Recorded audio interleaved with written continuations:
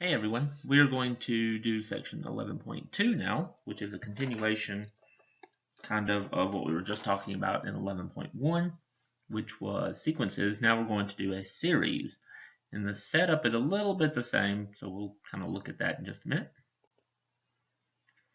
So if we take our sequence that we had, which is just a list of numbers, and we add them all together, then we could end up with a series.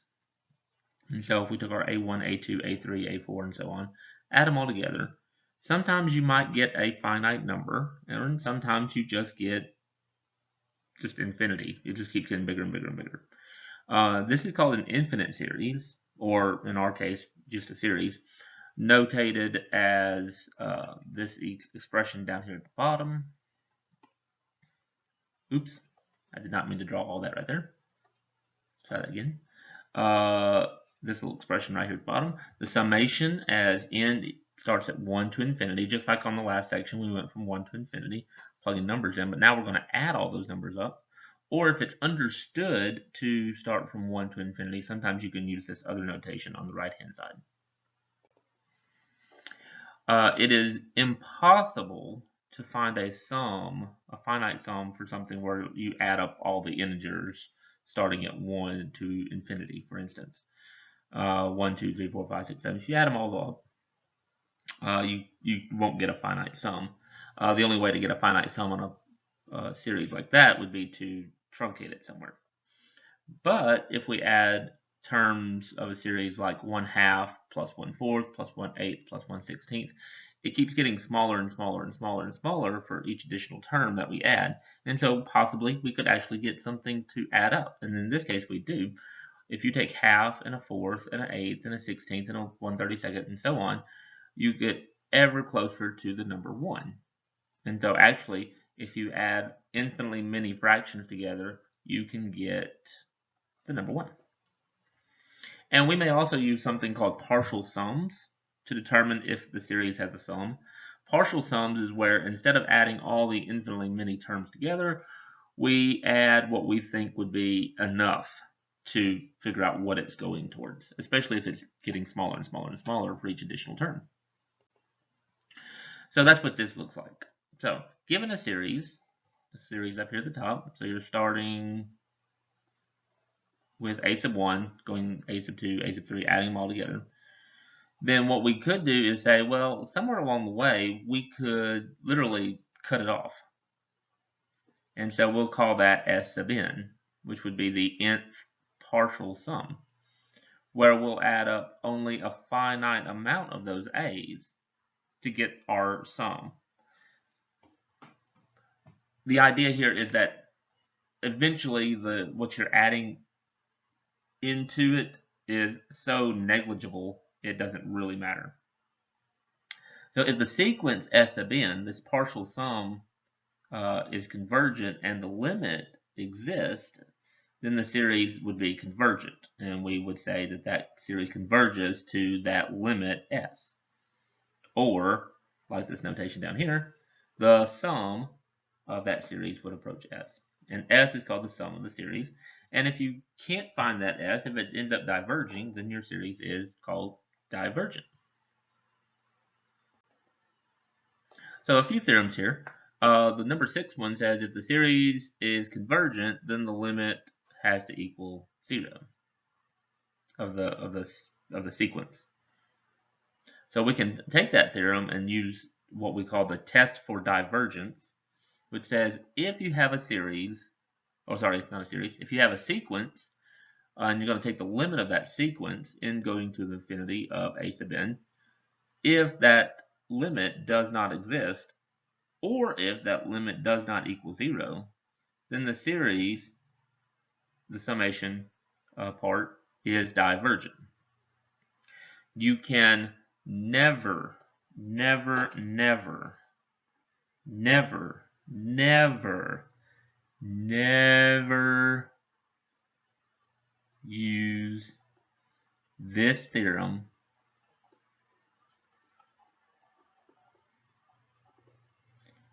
to show convergence. Never. Never, because it's called literally the test for divergence. So I'll show you what happens when we get to some of the problems that I've noticed people multiple times on tests and things, homeworks, quizzes, whatever, will tell me you can show that it converges using this theorem, but you can't. This only tests divergence. So number 8, that theorem says if you have two series that are convergent, then so are the series if you multiply by a constant or if you add or subtract the series. So two convergent series added together is still convergent. Two convergent series subtracted from each other is also still convergent. And that's what those little properties mean at the bottom. So let's start off with a simple example. Determine whether the sequence, not the series, but the sequence, this little notation right here, this is your sequence from the last section. Determine whether the sequence is convergent. Oh, excuse me, I had to sneeze. Determine whether the sequence is convergent. And we did that by finding the limit in the last section. So if I found the limit as n goes to infinity of 2n over 2n plus, oops, sorry, not 2n plus 1, 3n plus 1. I can't read apparently. 3n plus 1. Notice that the powers on the top and the bottom are the same. This is n to the first power. This is n to the first power. Since they are the same, then my answer is the coefficients, the ratio of the coefficients on those powers. And so my answer is 2/3. That converges because you got a number. So if you get a number, you would say that it converges. Now, the bottom part says determine whether the series, this is your series. If it has a summation on it, it's going to be a series, is convergent.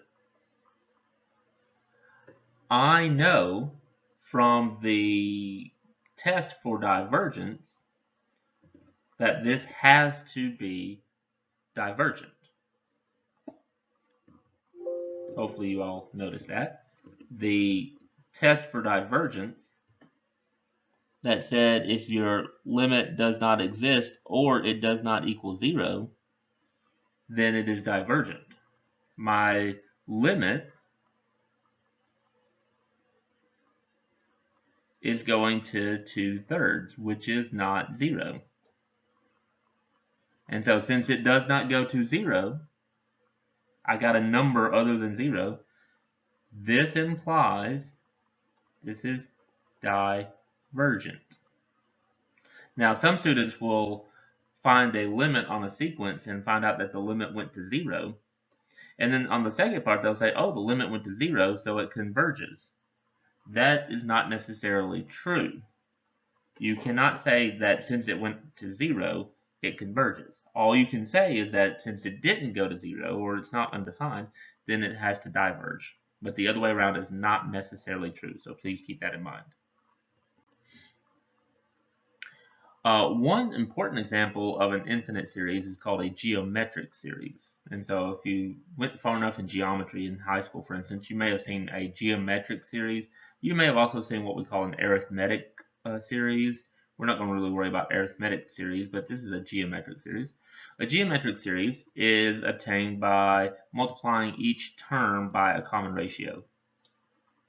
And so we have a summation from n equals 1 to infinity of a times r to the n minus 1. That would be a geometric series. And it is one of the only series you can actually find a sum for. It has a formula. The sum of the geometric series is this thing right here, a divided by 1 minus r. If you take the basically the first term of the series and divide it by 1 minus the ratio of the series, you will end up with the summation of the series. So this one's a very important one. It comes up a lot. And so this is just kind of a recap. The definition 2 is the slide we already looked at, determining convergence and divergence. The number 4 one at the bottom is the one that is little bit more important at this point. The geometric series, that's the same series that we were just talking about on the previous page. It converges as long as your ratio is less than 1, the absolute value of the ratio. And then you can find the sum. And if it's greater than or equal to 1, then you have to say that the geometric series diverges. And if it diverges, then we don't find the sum. So let's take a few geometric series here. Determine if the geometric series is convergent or divergent. If it converges, find its sum. Since it is something we can actually find the sum of, hopefully some of these actually do converge. So what we're looking for is the ratio between the terms. How do we go from term to term to term to term? And you're looking at the ratio between those terms. Well, to go from 3 to 4, it looks like you could do something like take that 3 and multiply it by, say, 4/3. That would be 4. And if I took the 4 and multiplied it by 4/3, I would end up with 16/3. And you can keep going. If you multiply by 4/3 again, you would get 64/9. So my ratio, my R in this case, is 4/3. And so since the 4/3 is greater than or equal to 1, then I don't have to find a sum, because that ratio is bigger than or equal to 1. That automatically tells me that this series has to diverge. And there's no sum to find.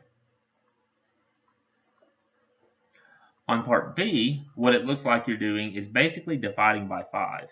To go from 10 to 2, you would do 10 divided by 2. Oh, sorry, not divided by 2, divided by 5 to get to the 2. Or multiplying by 1/5.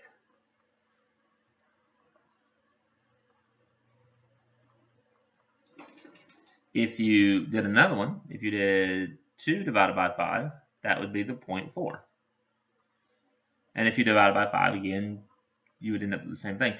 So our ratio here is 1/5.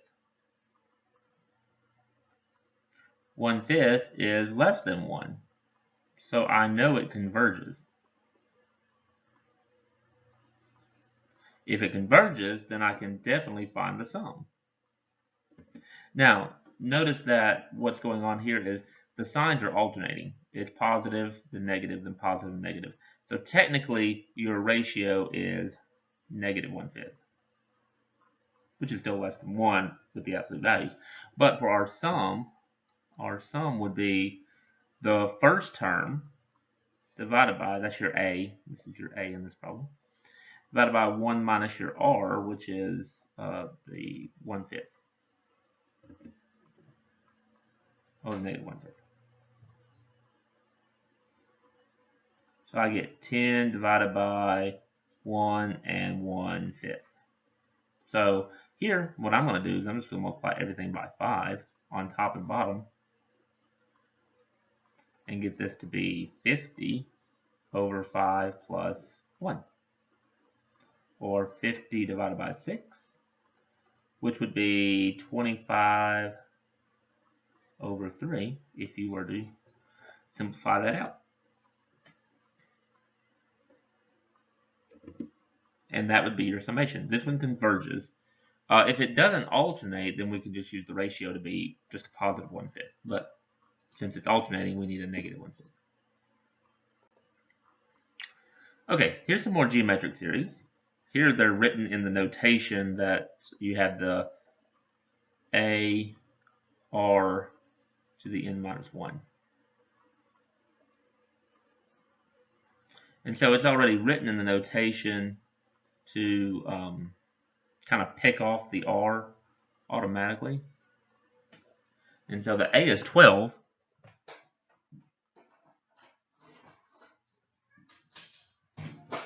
And your R is 0.73. So if your R is 0.73, and I did the absolute value of 0.73, that is less than 1. So I know this converges. And if it converges, I can find the sum. So my sum would be the first term. Now here you don't see the first term. Well, you do see the first term. The a is the 12, but you can also find the first term by plugging the 1 in and making the ratio go away. So the a would be the 12 over 1 minus 0.73. And in this case, since that's got a decimal on it, you can type it in the calculator, or if you want to actually work it out by hand, this comes out to 400 divided by 9. Or you can type it in the calculator and get a decimal approximation, whichever one you want to do. Part B is a little bit trickier because we have an n minus 1 on top and a 4 to the n on the bottom, and you cannot have an n and an n minus 1. It has to be a r to the n minus 1. So you're going to have to do a little bit of adjusting on this one. So what I would do is I would have to split this up and make this negative 3 to the n minus 1 over 4 to the n is the same thing as 4 times 4 to the n minus 1. So that is just algebra 2 or so, where you can split your bases up with your exponential rules. The 4 by itself, I'm going to pull out in front like this. And that way I'll have a negative 3 and a 4 that both have an n minus 1 power on them. So in this case, the a is the 4. The a is the 1 over 4. The r is the negative 3 over 4. And it's raised to the n minus 1. So my r is negative 3 over 4. This is an alternating series. We'll talk more about that later, though. So the absolute value of that r, or the absolute value of negative 3 over 4, is less than 1. This one converges. And it does converge. We can find the sum. So if we can find the sum would be a, which is the 1 over 4, divided by 1 minus r, negative 3 over 4. And like I've done on several problems before, I'm going to multiply the 4 on the bottom to kind of get rid of the improper or the complex fractions. So on top, I'll just end up with a 1. On the bottom, I'll end up with 4 plus 3. Well, that seemed kind of nice. That's just 1/7. And so that's not too bad. Hopefully, that's not too bad.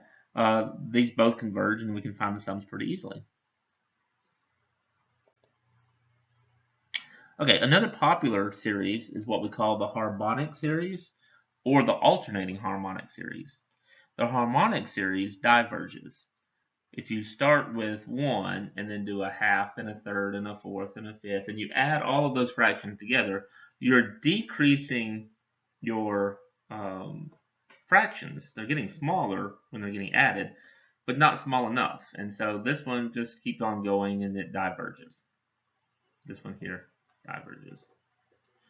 But if you were to alternate those signs and make it a positive 1 and then a negative 1/2 and a positive 1/3 and a negative 1/4 and a positive 1/5 and a negative 1/6, that would be the alternating harmonic series down below.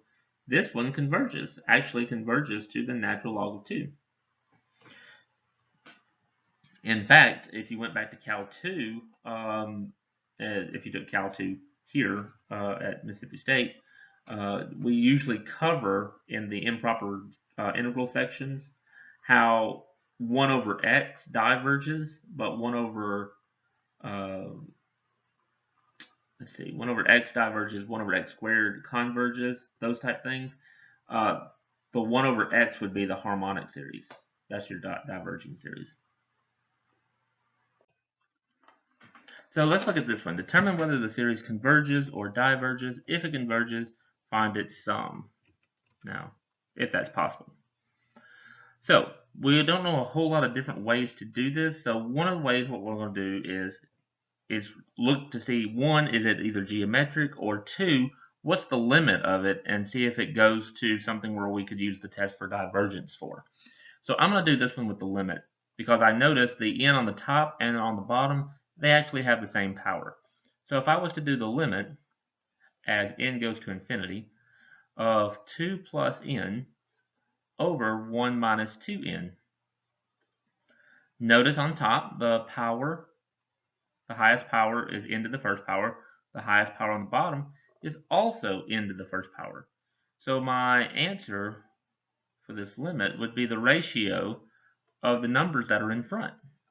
A positive 1 on top, a negative 2 on the bottom. This limit goes to negative 1/2, which means the sequence converges. But since this does not come out to be 0, I know that the series diverges.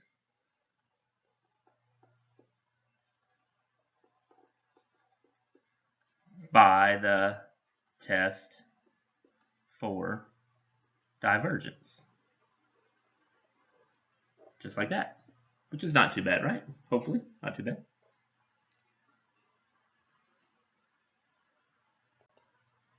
Let's try this one. Determine whether the series converges or diverges, and if it converges, let's find its sum.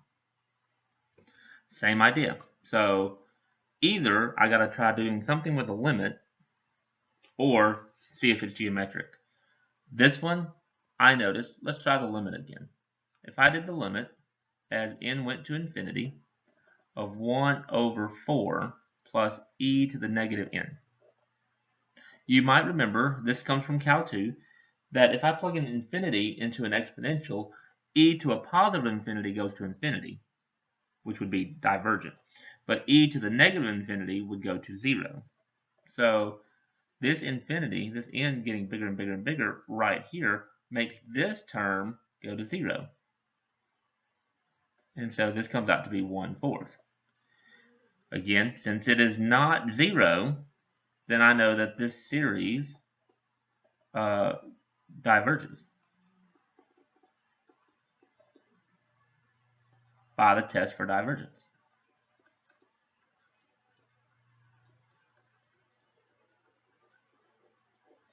And no sum to be found because it diverges.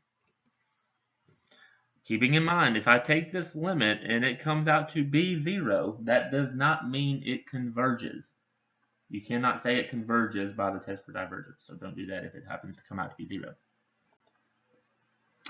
Okay, and one other kind of problem here is a telescoping series.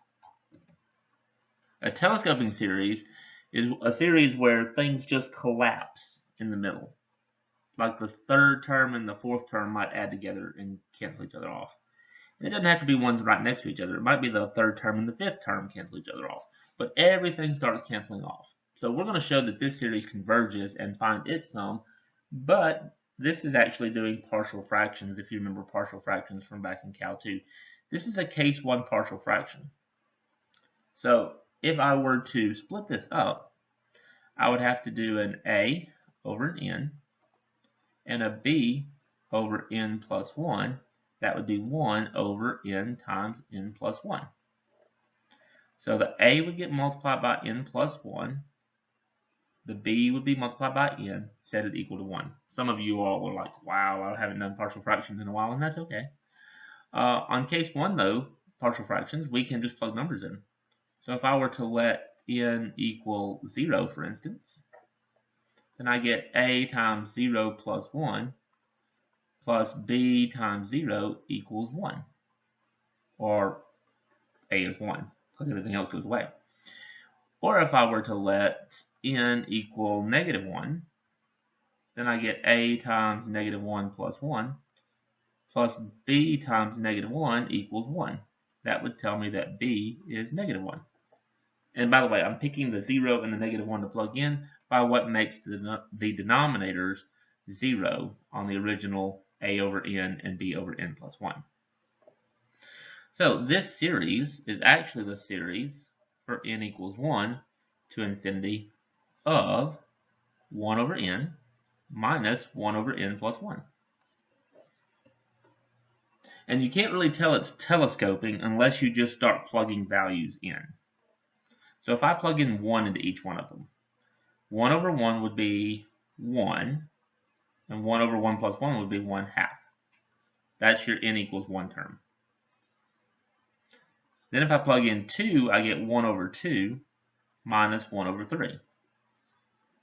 If I plug in 3, I get 1 over 3 plus 1 over 4. And if you plug in 4, you would get 1 over 4.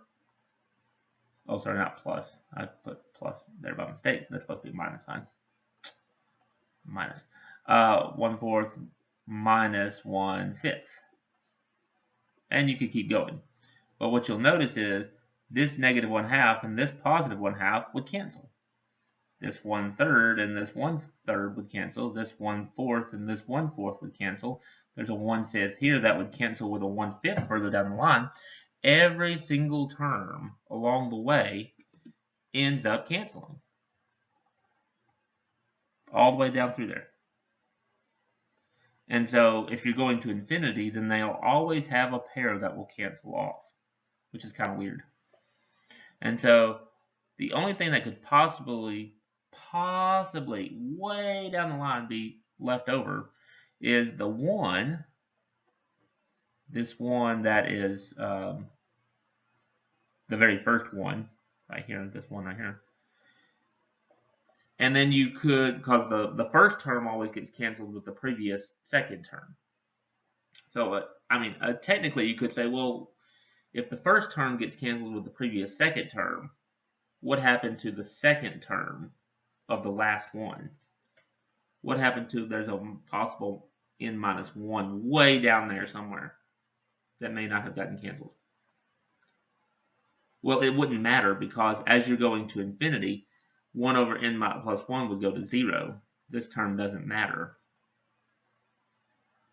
And since it doesn't matter, it actually does get canceled off since it's going to infinity. But even if it didn't get canceled off, as you go into infinity, that term gets so negligible that your sum is just 1. It converges.